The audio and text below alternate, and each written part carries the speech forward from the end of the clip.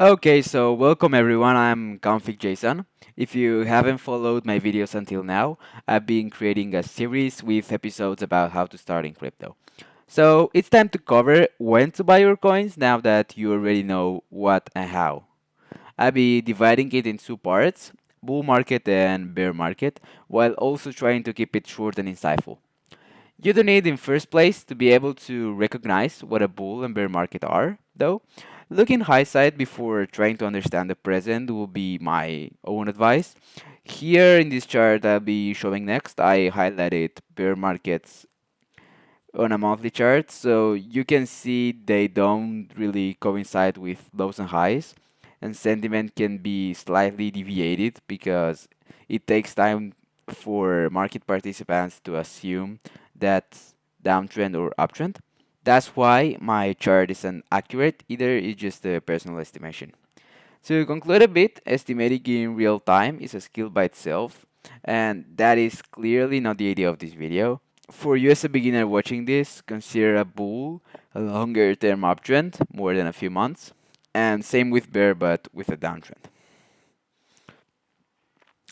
Now that you more or less can identify the larger picture of a market, it's time to answer the initial question. The starting idea is that you won't be able to nail any tops and bottoms. That takes good practice, not just practice. However, as a beginner, maybe you don't have that much time to commit and you just want to get in. That leaves you with the option to ride trends, which is easier. But wait. There's no free lunch. You may have heard me saying you're likely to round trip, to donate your profits back to the market, especially in bull. At some point, you might get greedy and stop to execute properly. You will lack an exit plan, but you need to build a plan. Again, this video won't tell you any magic formula to make money, but I want to give you some guidelines at least for you to build that plan or for you to know in which direction this plan has to be. I keep talking about bull first since I started to talk about it earlier. When there is more to do without leverage, since shorting automatically implies you need to borrow funds and thus using leverage. As throughout the episode, I'm not talking about short-term fluctuations, but something like a 6 months plus term, maybe even 1 or 2 years. I have also mentioned that you should have an exit plan, but it can be hard to determine realistic targets. That's why you rather not leave yourself influenced by a random arbitrary number like 100k or move up your goalposts as price goes up. I'd even say you might be better off buying and taking profit at the first weakness on the daily chart, for example, than what I said before, but this slightly deviates us from the idea of buying and holding.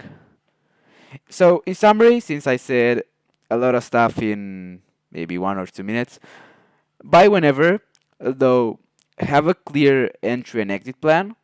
Don't leave yourself influenced by prices or even people. And as always, the classical don't play with more than you can afford to lose.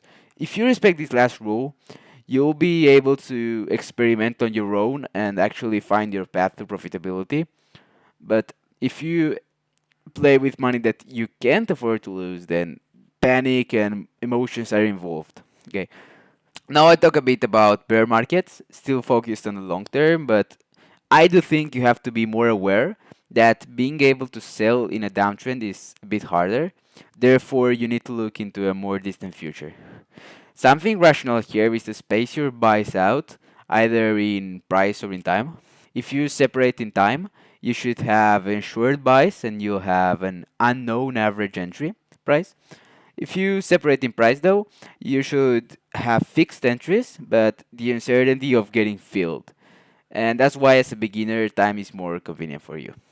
But there are also a few considerations to make, like the fact that you might need to space your buys in at least 9 months to 1 year in order to not suffer any large percent of unrealized losses.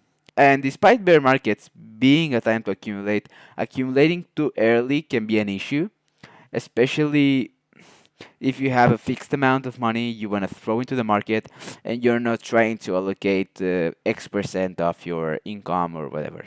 Here, another point that I wanted to mention, there are some big rallies during bear 2. If you feel like you have deployed too much, don't be afraid of taking some profits and waiting to rebuy lower. It's definitely up to you. For example, we were at 15K a few months ago, and we are now at 25. I took profit on some of my holdings, and I'm not afraid. I mean, I rather buy in bull than buying here with the uncertainty of having to wait maybe 1 or 2 more years. And finally, maybe a bit more obvious is that some of the principles I talked about regarding bull also apply in bear, like being able to stick to your own ideas. That's all I had to say. Hope you learned something. As I said, I wanted to be brief but insightful. Don't forget to subscribe, like, and all that wholesome stuff. If you have any feedback or concerns, don't hesitate to comment or DM me. And see you in the next one.